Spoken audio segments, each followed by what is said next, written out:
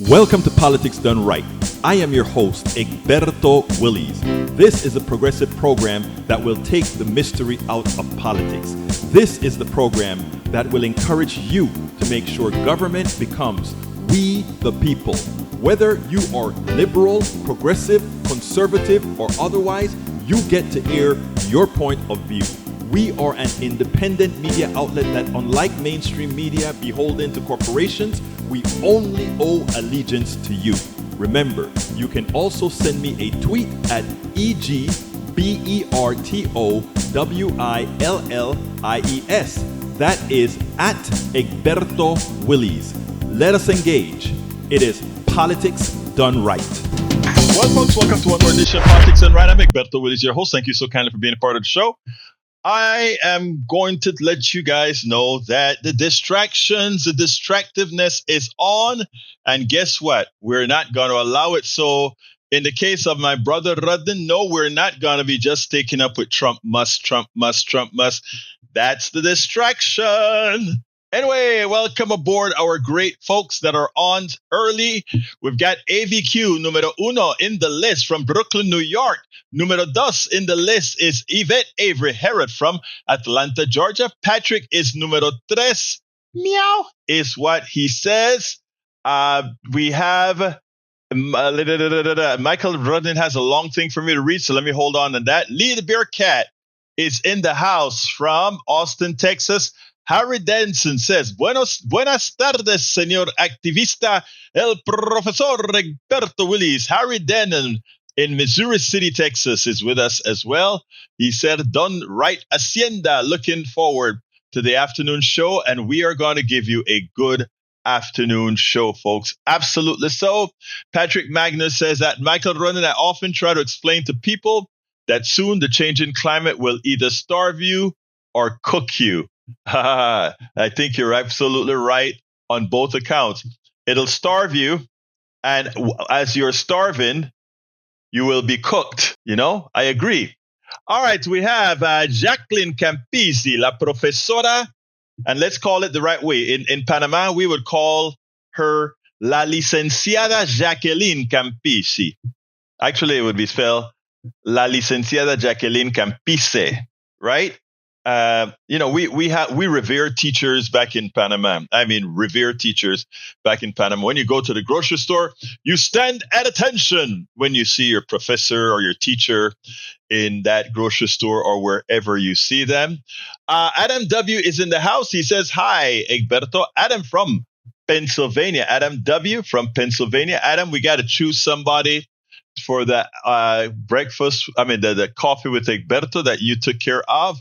You and I, you can look inside of our chats and watch what people are talking about. And you can also interface with them, Brother Adam, and see somebody in the vicinity who you would like me to take care of. Thank you so kindly, my brother. That was from the KPFT show, not from this show, but still, you can do it from any show. All right, let's continue here. Michael, we have some more in the house. We have Anthony Lefranco from Laguna Beach, California. Anthony Lofranco from Laguna Beach, California is in the house. We also have, I saw somebody else come in as well. Eric Hayes from Atascocita, Kingwood in the house. Man, we got all kind of folks already in. And on the Substack chat additions, we have Dale. We got Peter Sukowski.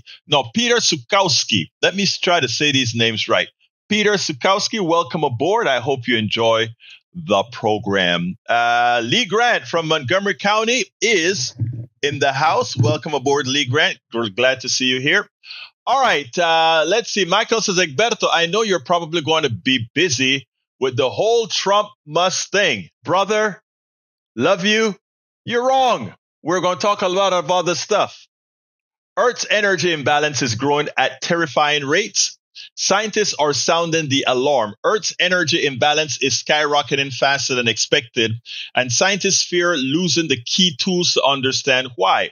Over the past 2 decades, Earth's energy imbalance has more than doubled, with 2023 marking a critical point where the imbalance reached 1.8 watts. What? I thought it was 1.8 watts per square meter, twice the increase predicted by earlier climate models. The main driver of these imbalances is the accumulation of greenhouse gases, which trap energy within the Earth's atmosphere, preventing it from radiating back into space. Also, I don't know if this is if this is an expert article, so I imagine they know that. But the ocean also acts as a humongous heat sink. And because of water before water changes state, it absorbs a lot of heat. So nobody sees a temperature change while it's going through a transition change. That's an interesting property of water, right? It can absorb a lot of heat without changing temperature. A lot of people equate heat and temperature. That's another story. The imbalance indicate more heat is trapped within the climate system, contributing directly to global warming and severe climate consequences. The satellite data that have been tracking Earth's energy imbalance are a key resource in understanding the ongoing climate crisis. These high resolution satellite readings offer a timely snapshot of the imbalance, providing valuable data that is crucial for informed climate predictions. However, these satellites are approaching the end of their operational lifespans.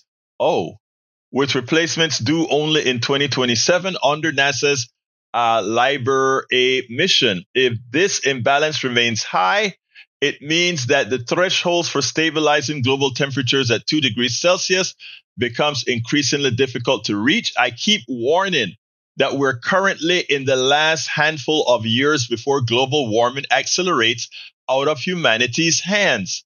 And we're being led by a climate denier who doesn't care about humanity's future, let alone to figure out which locales the excess atmospheric carbon is coming from. It might be game over already. It is sad. When you have smart folk that understand what's going on, and then you have a dummy with charisma that is able to snow a whole lot of people, including, look, Michael, I am an engineer. Bruce is a physicist. I'm a chemist. And we have Norman is an engineer. We have a lot of folks in here. And I'm going to tell you, there is one particular engineer in here at times that went through thermodynamics, went through kinematics, went through all these courses, and is a Trumpster. There is something more profound that we don't understand about the mental psyche of people when, and it's something that we got to study, Peter Sukowski said, very good. Thank you. Peter Sukowski is from Wisconsin. Great. I love Madison, Wisconsin. I went to the Democracy Convention where we had a big Democracy Convention over there. Madison is a beautiful city with nice, beautiful cafes. Love it out there. And I actually went, I think, in the middle of the summer, and it was pretty cool. The temperature, leaving Houston and ending up over there was same thing that happened with us when we went to Minneapolis. Great places, man. Great places. All right, Gail Pope, Linda Goes, Bethesda, Tammy. Great town. Love it. I hear you, Peter. I hear you. All right, let's see what else we got here. I think I saluted Otto Franco from Long Beach, California. Let me inculcate that in my mind. Long Beach, California. Laguna Beach, California. We also have Eric Hayes. I called you out already. Lisa Blair from Atlanta, Georgia. And Lisa, it's your birthday. I gave you a short birthday one this morning, but I'll do it again. Happy birthday to Lisa. Happy birthday, Lisa Blair. Happy birthday, one of our wonderful people. Happy birthday, Lisa. All right. Lisa, it's your day. I hope that you had a great time. I hope that if you have a significant other, whether male, female, daughter, whatever, that they give you a very good time, my dear. All right. Peter Sikowski says happy birthday as well. So you see, we're all giving you that virtual hug. We're all giving you that virtual hug. Lita Bearcat from Austin, Texas is in the house. Let's see what else have we got. You see, read your notices, Lisa. Everybody's saluting your birthday. Everybody's saluting your birthday. All right. I have, let me tell you guys, the absolute best audience, bar none. While I do this, there are times that I jump onto other chats, I jump onto other lives, etc., and I watch the comments, etc. And all I can say, folks, is I've used so much material from all of you, and I've had many of you on. Yvette Avery Herod have been on my program, interviewed 2 or 3 times because she's our hero out there with UPS. We have Michael Rudnin, who is our researcher extraordinaire, as well as our friend that hasn't been around, but I keep in touch with her all of the time. That is, boy, when the brain freeze happens, right? We have Harry Denson, who always keeps me in line. We have Lee Grant, supporter of the program, MAGA guy, but he's a good person. We have Eric Hayes. Eric Hayes is always here. He actually got himself a coffee with Egberto. I still have to call out Eric for the bad things that he says, and I tell him that in person as well. So when you hear me knock him in the chat, that's the same way I deal with Eric on the outside. One of the things I think that we have to get together here is be able to confront folks civilly, differ with them. And again, look, I called some of the folks in the chat racist the other day. Somebody in the back end tell me, Egberto, do you think you really should have done that? And I said, yes. I said, what made me change from being a sexist and a homophobe was when there were some women in Move to Amend bold enough to call me out to my face. And this one had to do with the sexism, not the homophobia. The homophobia was another guy. The homophobia was on my trip to China. I think I wrote about that in my book. But yeah, and we do have some of those in the chat. And I called them out. And if I saw them in person, I'll call them out. I'll give them a hug, and I'll call them out again. And I will try to reform their minds. So yeah, so we have the best audience, bar none, in my humble opinion. All right, let's see what else have we got here before I get started. Let's see what I get before I get started. Oh, like I was telling you about callers. So today, one of our regulars, there's a caller I have in the morning. His name is Brian.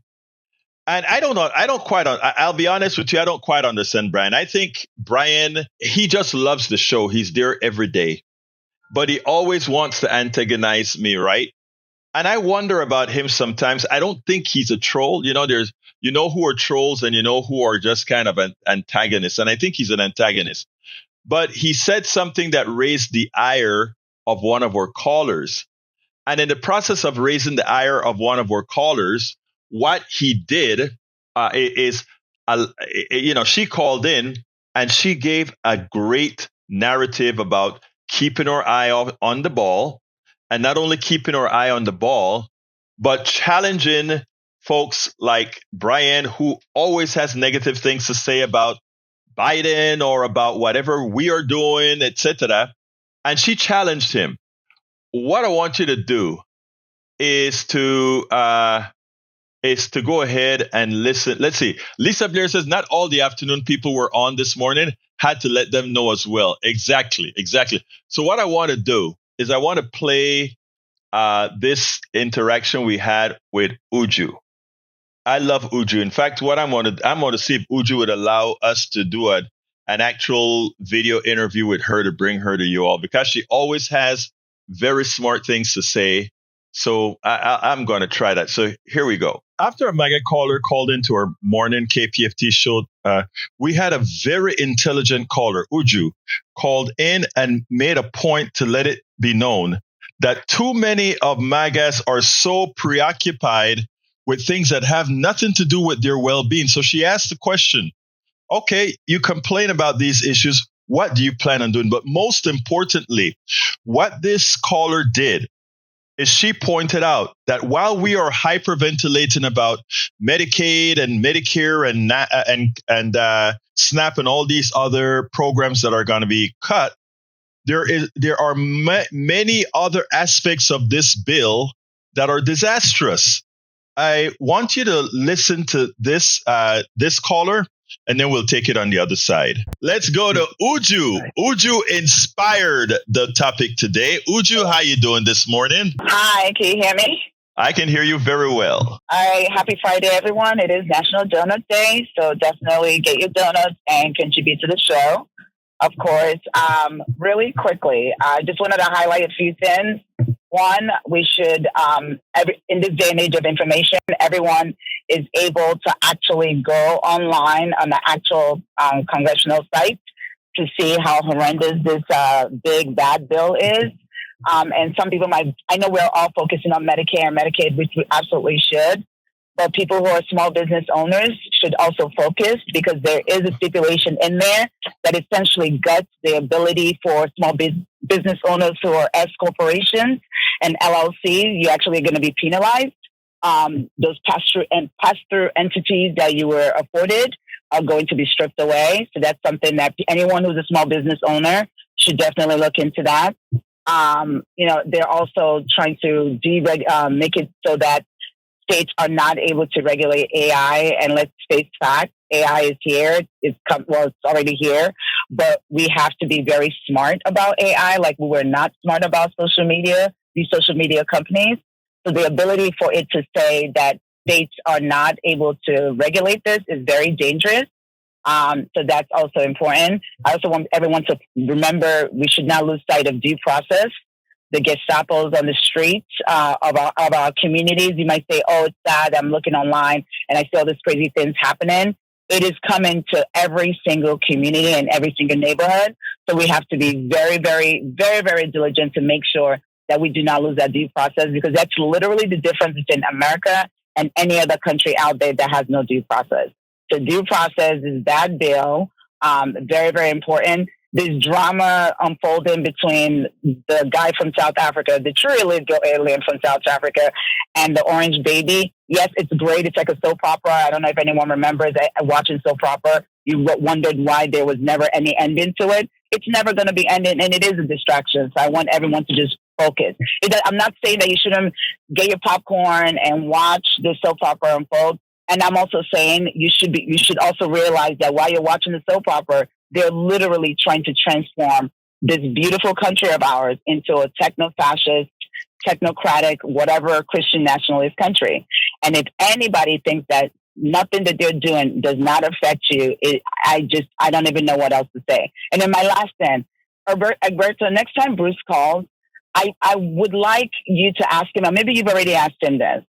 I would like to know what suggestions, what, if anything, Bruce has ever suggested as far as helping to make this country better. He talks about Hunter Biden, he talks about Biden. It's almost like he just spewing out all the hate on that he gets from Fox News or whatever crazy, not necessarily crazy, that's the bad word. I don't want to say he's crazy, but whatever talking points he gets.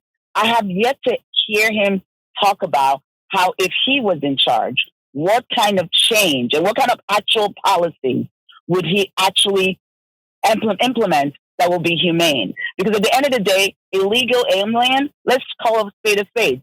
Most Americans, their ancestors came here and literally were illegal aliens. So my question to you is, okay, Bruce, it's Brian. Brian. I'm sorry, Brian. Sorry, it was Bruce before, right? Brian, what actual policy would you actually implement that will be humane and actually better the life of your community? Because he's always ready to tell you, oh, people are getting killed, this person got killed, this anti-Semitic. Okay, Bruce, if you were in charge and you ruled the world or you ruled America, Brian, what would you do? What actual thing would you do to make actual change? And I don't really think he really ponders that. I really just think he's okay just having hate and anger. And I'm kind of sad for him, really, because you should never lose your humanity. You should never look at anyone as being inhumane, because when you do, you become the monster that we read about as kids, that we see about in movies. So it's just really sad.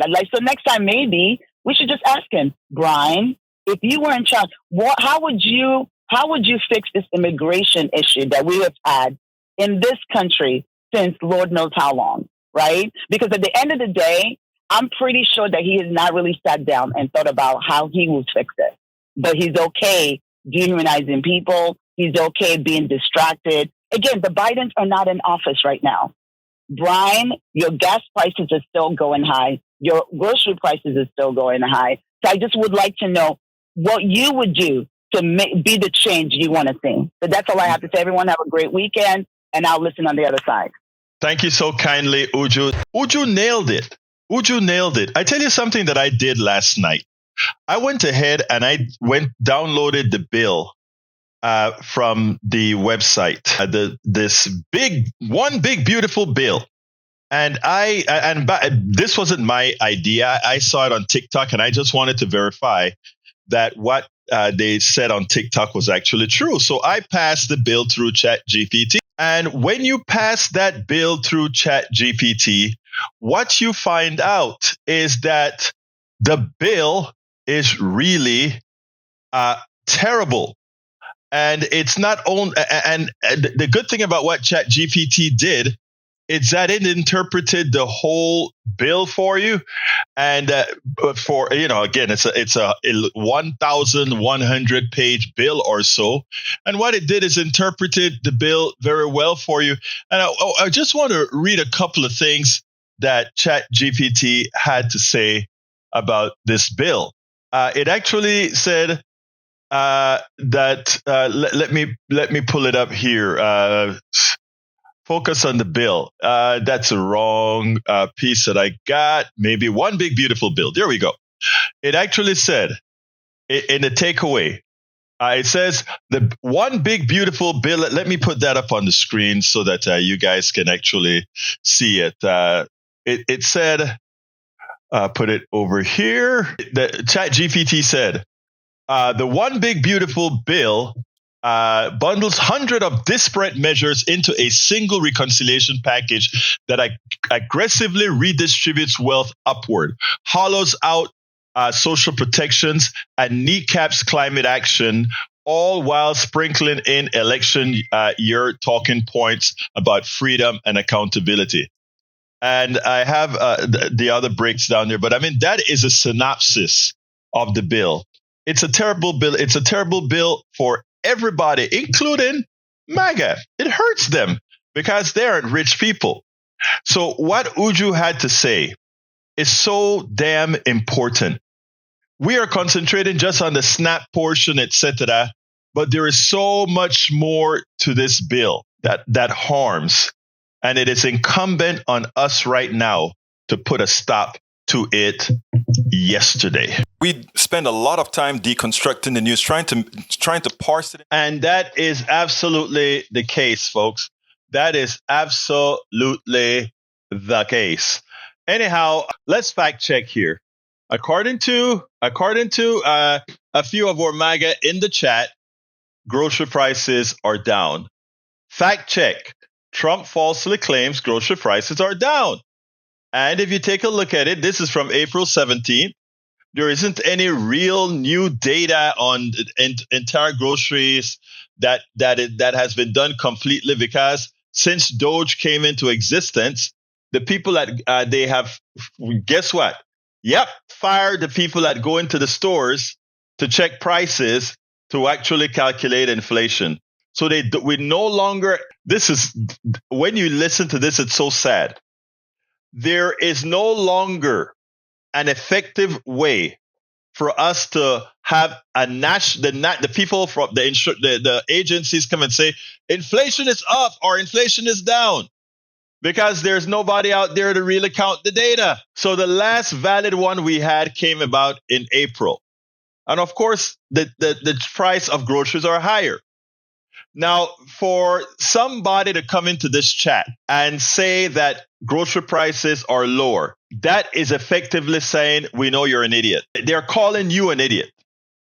Because we know the tariffs for all the avocados and all of that coming out of Mexico has increased the price of all these different produces that come from Mexico. That is just from the tariffs alone. when Donald Trump goes on TV this morning, on his Truth Social this morning, and said, inflation we're still hiring people, meaning the jobs report came out, one of the lowest job reports we had in a while, right? Biden has beat them all. But the jobs report comes up and he says, good jobs report. And by the way, prices are falling. False. Gasoline price has fallen because of what Saudi Arabia is doing, paid for doing. But then he said inflation is down. Not true. Anybody who goes to the grocery store, everybody who goes to the grocery store can see the prices of the products they buy. So we don't need the government to tell us that inflation is high. Under the Biden administration, they did a great job. They kept on telling us, hey, yep, inflation is high, inflation is high, inflation is high. And we had to eat that. Now Donald Trump just wrote on his website, take a look at his website, and he cured the data on his website saying, 4-year low, prices for essentials fall as workers see relief in President Trump's economy. This president thinks that by saying something, it makes it so. And the reason he put this on his board, on his website, is so that all his right-wing bloggers would have anecdotal data from Bloomberg, Investopedia, Fox Business, USA Today, without reading the fine print. That's what he's hoping for. Read the damn fine print. The grocery prices are not lower. I tell you, it's funny. I don't normally shop for groceries, but, I went a couple of times and it turned out, I was like, wow, a box of cereal costs that much?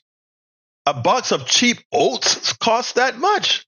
And by the way, there's a difference when I go shopping and when my wife goes shopping. When I go shopping, I look at, if I see sardines, I look for the generic sardine that costs next to that is like half the price of the name brand. If I'm buying preserves, I pick up the preserves, and there's a brand called Hillsbury or Buru or something like that. That's what I buy. If I am going to go buy some bread, I look for that Hillsbrew or whatever bread. I get scolded when I come home. But, when I see these prices, I'm like, my God, why am I paying this amount for a name brand when half the times these things are made in the same factories? I don't know. But I buy all the cheap stuff. So anyhow, I'm going to pause a bit here and have a little bit of fun. One of our regulars here called into the program today, and he wrote a Jack and Jill poem, a parody of the Trump administration that I think you guys are going to love. So here is Tom Zornick. Tom Zornick is one of our great supporters. We always had Tom on Ask. Tom is a regular on Ask Egberto Anything. I love me some Tom. Live out there in Michigan, I think near the lake with a whole bunch of acreage. And I want to play you Tom from this morning. Brother Thomas Zornick, thank you so kindly for your contribution, sir. All right, let's go to Tom. Come on in, Tom. Oh, hello, Egberto. Can you hear me? Yes, sir. How you doing? How's Michigan right now? It's pretty hazy out here. It's going to get in the 70s. It's real cool. But I called in and I made a pledge, and I am a sustaining member. You're clear. I made a one-time pledge, and I may give again. So I'm encouraging everybody to do that. But I got a little poem today, and I'm going to dedicate it to Jack, because he likes poetry and he's always doing his little things in the morning. And you got a few minutes? Yes, please do. I love your poetry. So this is a little different. Everyone knows that Jack and Jill went up the hill to fetch a pail of water, that Jack fell down and broke his crown and Jill came tumbling after. But you might not know that Jack and Jill then went to get some help from Dr. Bill to fix Jack's scalp. But when they reached the local clinic, the doors were locked with no one in it.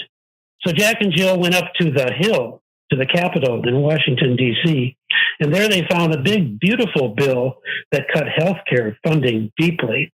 Jack, bleeding from his head, began to cry, asked Joni Ernst for some medic's aid for his head. She said, "Too bad, if soon you're dead, but all must die. so billionaires and tax cuts can keep getting paid. Now Jill got mad and stitched Jack's head herself with needle and thread. Then Jill, now unafraid of defeat, her conscience only she obeyed, protested and campaigned for her sisters and brothers against Joni and others, then decided to run for a congressional seat up on the Hill and vote against any big, bad, ugly bill for greedy billionaires made, but vote instead to pass laws of, by, and for we the people, so that if anyone had a fall, like Jack, and hurt their head or back, there would someday soon be full funding for Medicaid and Medicare for all. Not the end, just the beginning. Dang, Tom. Rhyme. Wait, Tom, your limerick, you do some magic with limericks. Yeah, this isn't quite a limerick, but it's a little kind of a nursery rhyme extended, but similar to limerick, yeah. Well, I hope you post it to the site, my brother. I hope you post it to the site. You know, you have a window right there to put all that great stuff that you do, brother. Yeah, I've been doing that. I will do more of that, yeah. Okay, thank you. Thank you. You have a wonderful day, Tom. Absolutely. I love me some Tom. Tom came out. Tom called early this morning. Well, and I think he's in Central Zone as well. So I think when he calls it, my show is at 6 a.m. on air, and I simulcast it here on Substack as I'm doing it on KFFT 90.1 FM. Anthony Lefranco says, my take on his lies, please correct me if not. Trump abuses the speech and debate clause in our Constitution to spread disinformation. Once he spews a lie, it's now called free speech for his media. That's true. Exactly. And Yvette Avery Herod nails it. She says, Tom did it again. Yes, Tom did it again. Well, guys, the last subject that I wanted to talk about was to actually go into detail on ChatGPT's interpretation of the bill. As you know, look, ChatGPT, is a powerful tool, but you have to know how to use ChatGPT or learn how to use it, learn its flaws, and also double check. And in other words, if I'm doing research, I do all of my videos first. I then get a transcript, then I run it through ChatGPT. And I can get references, etc., through ChatGPT for much of what I said. But like I said, I start with my product as being what I want to cover for that thing. Then I pass it through ChatGPT. I got the professional version of ChatGPT, by the way. So it's nothing more than a tool. So I decided after watching a TikTok, a young lady who put the entire PDF of the chat of the bill, the big beautiful bill through ChatGPT. I don't believe everything that I hear on these things. I determine if there are reputable sources. If it's a source I don't know, I verify before I put it on with you guys. I mean, I make sure. My goal to you is to be as truthful and as factual as I can with you. So I did the experiment myself.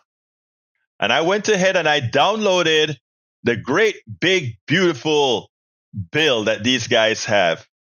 And then I passed it through ChatGPT. And all I said was, the query was, please tell me. This is what I told ChatGPT. I said, please tell me what you think of the following bill.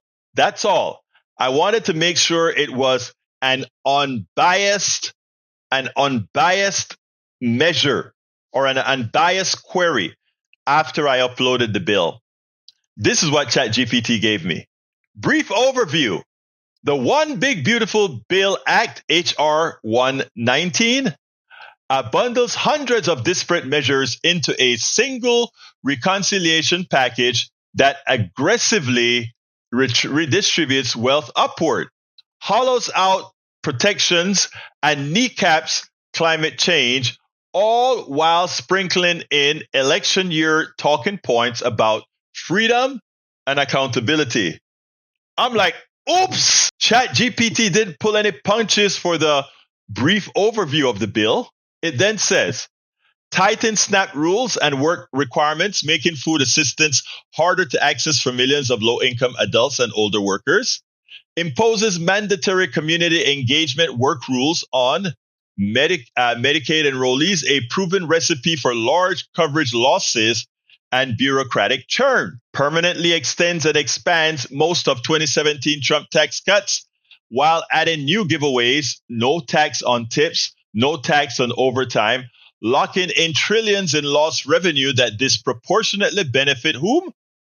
The wealthy. Repeals or sunset virtually every clean energy credit enacted in the Inflation Reduction Act, including the Clean Vehicle Credit and home energy incentives, and rescinds major EPA and climate justice funds. Wow. Authorizes fresh defense and border security spending hikes while quietly raising the statutory debt limit, an admission that the bill's own tax bonanza will explode, not shrink federal deficits. The legislation reads as a wish list for fossil fuel interests, billionaire donors, and austerity ideologues. It demands more work from the poor, hands out more wealth to the rich, and abandons the planet in the process. That is the synopsis. Now comes the part. It says nutrition assaults. The One Big Beautiful Bill Act operates as an ideological Trojan horse. Its 1,000 plus pages cloak sweeping structural changes behind folksy titles such as Making America Families and Workers Thrive Again. Yet every major subtitle tilts resources towards corporations and the already affluent. So it says one thing, but it does the other. And that's how good these guys are with words. And for those who don't critically think, like a few in our chat, they believe the crap because they have an inability to critically think. Nutritional assaults. Title I rewrites the Thrifty Food Plan so that benefit levels can never rise up beyond inflation and must remain cost neutral even when the real price of nutrition food outpaces CPI adjustments. At the same time, Section 1002 raises the general SNAP work requirements age to 65 and narrows the waiver criteria for areas of high unemployment. A county must suffer over 10% unemployment before relief is possible.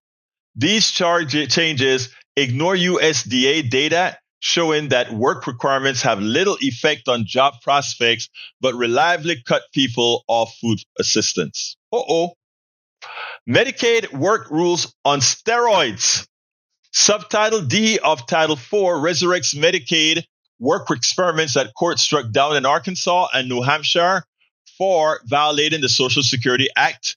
Beginning in 2026, applicable individuals must document 80 hours per month of work, training, or community service or lose coverage for at least one coverage period. Even when states try to verify such data, ex parte experience shows thousands of eligible recipients are purged for red tape reasons, not joblessness.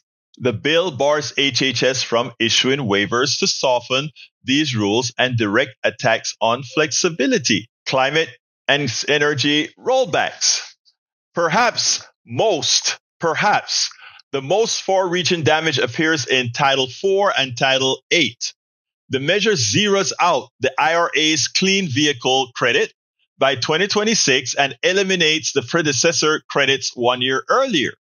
It also repeals funds for both electrification, methane reduction, environmental justice block grants, diesel emission cleanups, and heavy-duty truck standards.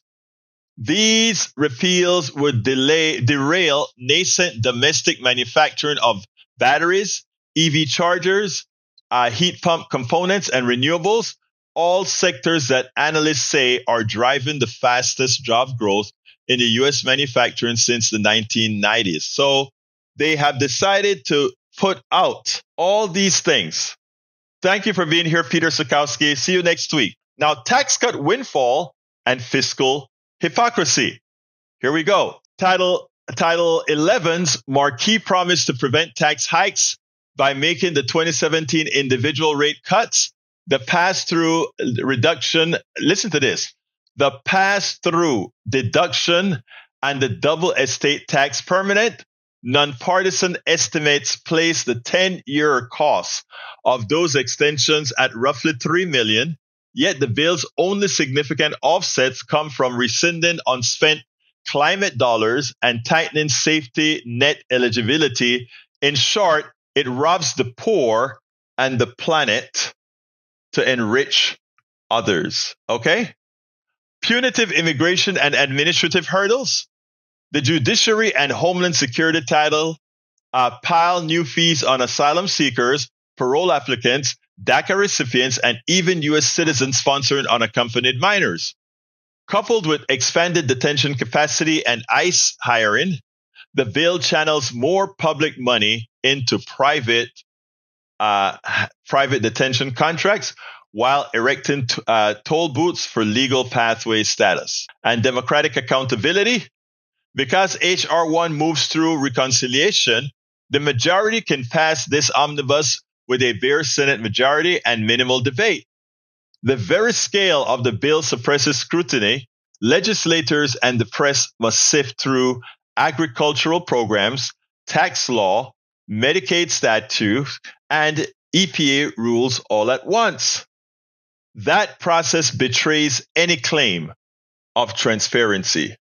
There you go. So the conclusion that ChatGPT has is a progressive reading finds that the One Big Beautiful Bill Act weaponized budget reconciliation to amplify unequal and fossil fuel dependence while stigmatizing poverty.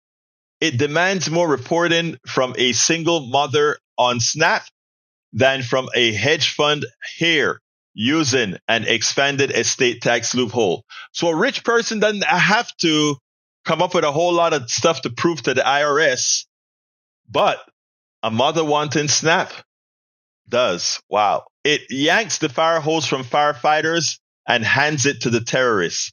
Congress should reject the measure and instead pursue targeted legislation that strengthens rather than shreds the social safety net and invest in a just low carbon economy. That from ChatGPT, not my voice, ChatGPT, after doing an objective analysis of that particular destructive bill. Now, my MAGA listeners, you can jump and throw your hands up in the air and just call it lie and progressive and all of that. But you know what? When you start to feel the pain, the sad thing about it, it will already be done. When your family that you claim or you purport to love start to feel the pain, will you let them know that you had all the information to make good choices, but you made the wrong choice, mostly because of your prejudice and otherwise? Will you tell your folks that? Will you let them know that you are partly responsible for whatever demise they may go through? I hope so. I hope. And, let me tell you something that I don't remember where I read it, but a lot of husbands were coercing their wives to vote for Donald Trump, right? Because he was going to be better, and they convinced him that he wasn't going to do the wrong thing. I would hope that when their lives fall apart, that those women will simply walk, and I mean walk away, because it is high time now for us to stop this bull. It is high time. It is high time for us to stop this bull. Anyway, telephone number is 281-823-7747. We have about 5 minutes or so that we can take calls. 281-823-7747. Give me a call, if you will. Lee the Bearcat says blame game won't work, right? It won't work. It won't work. We already told you what was going to happen, and everything that we said was going to happen is coming through. It's coming through. So those of you who voted for Donald Trump, you made a grave mistake, but you still have some agency to correct that mistake. But that mistake will require you stepping in front of a mirror, like I did when I had to atone for my own mistakes. I went in front of that mirror and I looked at myself and said, how could you have been so dumb? How could you have so stupid? How could you have been so sexist? And I really let myself have it, forgave myself, and became one of the most prolific activists for women causes as well as gay causes. And it's funny because I remember here in Kingwood a few years ago, my good old Kingwood era Democrats declared me an honorary woman. And you would not imagine how proud I was to wear that cape. Honorary woman. I was declared an honorary woman. And I take that declaration to my grave because I tell you what, it feels good that after being a sexist, women can come up to you and realize you're truly a sincere advocate, not an intellectual advocate, a sincere advocate, a sincere activist for the cause, a sincere activist for the cause. I think this number seems like Harry. Harry, how you doing, brother? I'm doing good. I'm glad you're reading all my stuff that I send you on Facebook on this show and the morning show.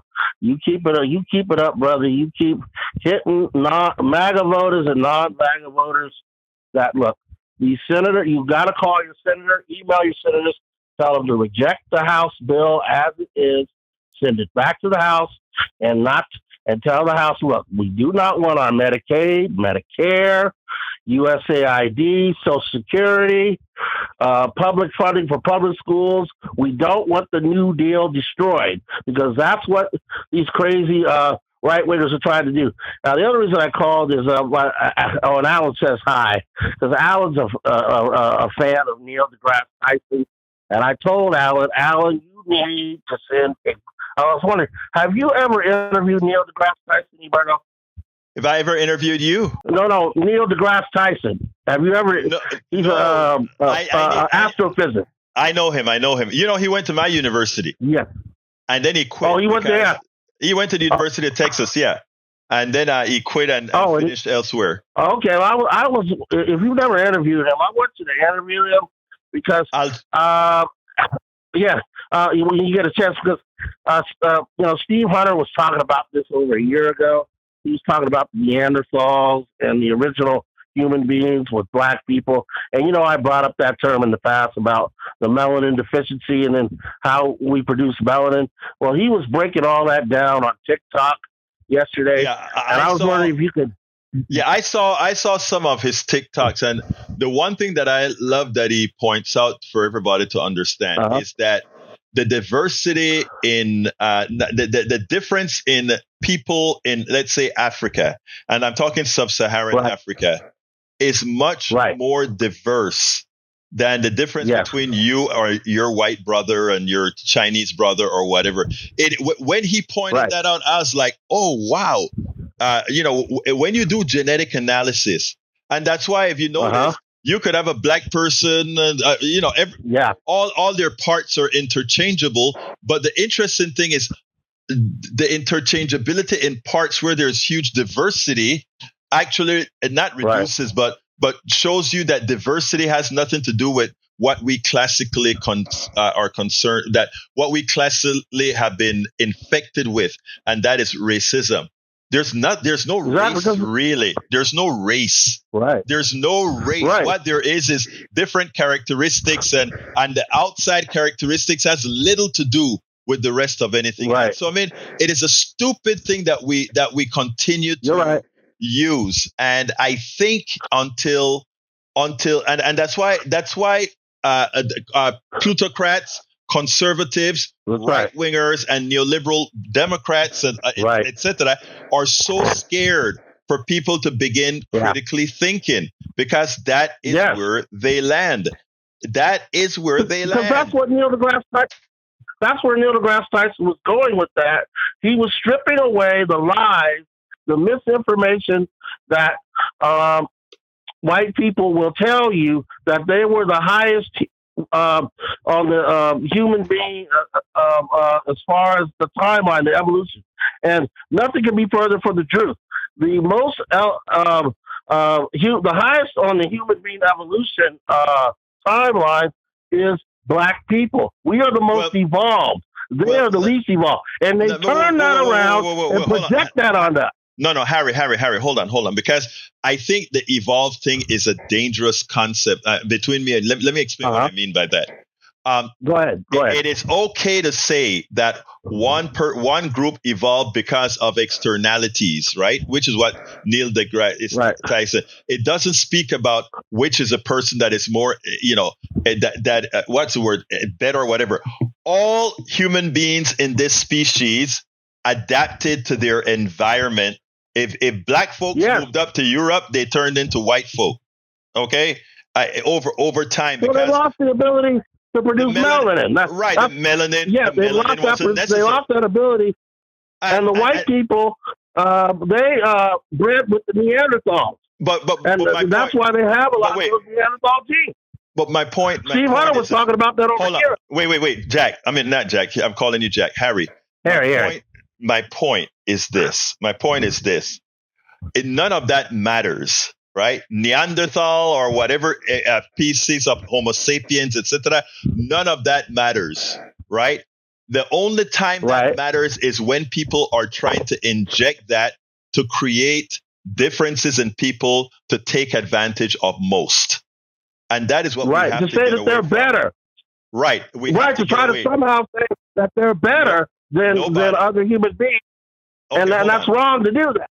Okay, it's always wrong. Nobody is better than anybody, period. End of story. Yeah. Nobody is better than anybody.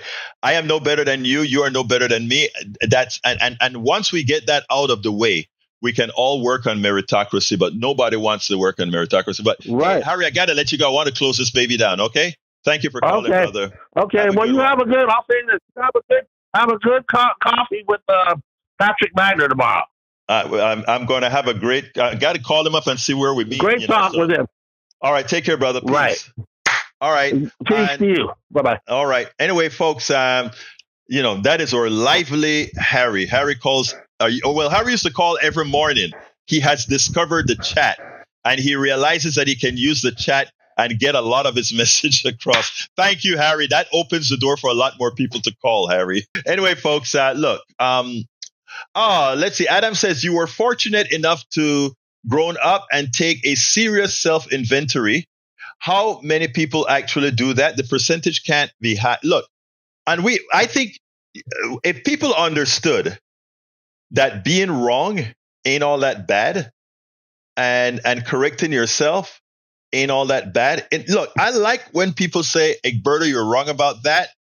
And I don't mind coming on air and saying, oops, yeah, and correct it. And I think it also gives, as a host, it gives me a level of authenticity, because anybody calls in here knows that, look, I'm going to hit you up, but if you hit me up and I am incorrect or whatever, I'm going to cop to it. That's the idea. But you have guys in here that there's absolutely nothing. If they want to maintain that racist model, right?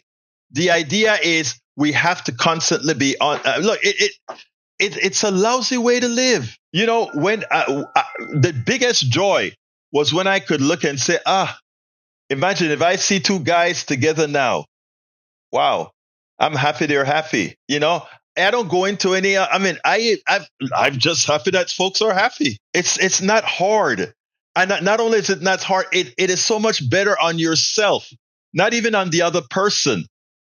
So for all of you racist, sexist, homophobes out there, you feel so much better when you're not that. You feel so much better when you're not that. So remember that, folks. Remember that. But anyhow, I got to get out of here. It's 4:00.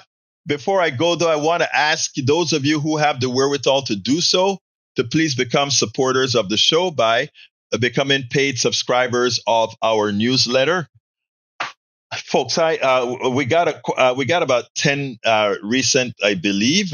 So I think right now we are 580 away from the goal.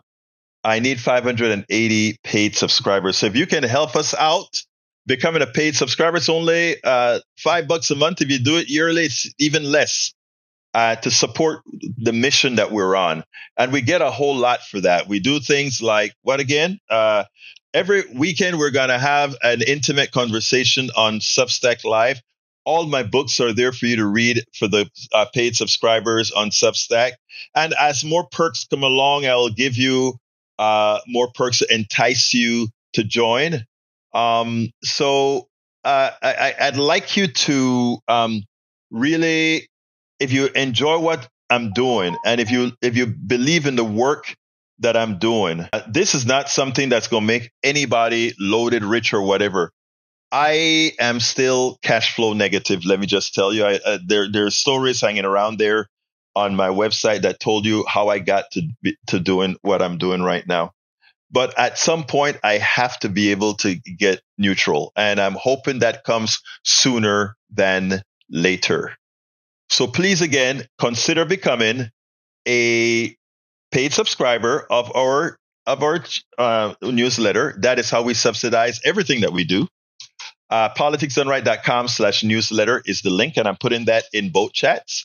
politicsdoneright.com/newsletter. And again, a coffee a month. That's what it really is, a coffee a month. Or, you can do it all at once and get even bigger discounts. That is how we intend to keep this baby going. Oops, something happened to that chat. Let me go ahead and stick it in the chat one more time and see if it takes. I think it'll take this time. It looks like it took this time. So please support the program by going to politicsdoneright.com/newsletter and becoming a paid subscriber. Over this weekend, I'm going to send out in one of my newsletters, whether tomorrow or Sunday, we're going to do the Substack Live for paid subscribers. It's likely going to be tomorrow night sometime. I'll post it on Substack and post it in the different areas that we post when we're going to have the Substack Live. And when it starts, I'll probably have it send out an email when we're starting, but I'll tell you the time beforehand, when we're starting the intimate gathering of Substack Live for our paid subscribers. All right, got to get out of here. Thank you so kindly for being here. Love you all. My name is Egberto Willies. This is Politics Done Right. And you guys know how I end this baby. I am what? What am I? Out! We spend a lot of time deconstructing the news, trying to parse it into a form that everybody can understand. We try to find those little nitpicks where it flies above the fray, etc. If you really like these videos that we do, I want to ask a big favor. Please go ahead. Number 1, subscribe to our channel. And number 2, please join if you can. Thank you so kindly for watching. Keep watching. Please remember to share. We must populate the entire internet with our progressive message, a message that we know is what most Americans say that they want. So help us, please join.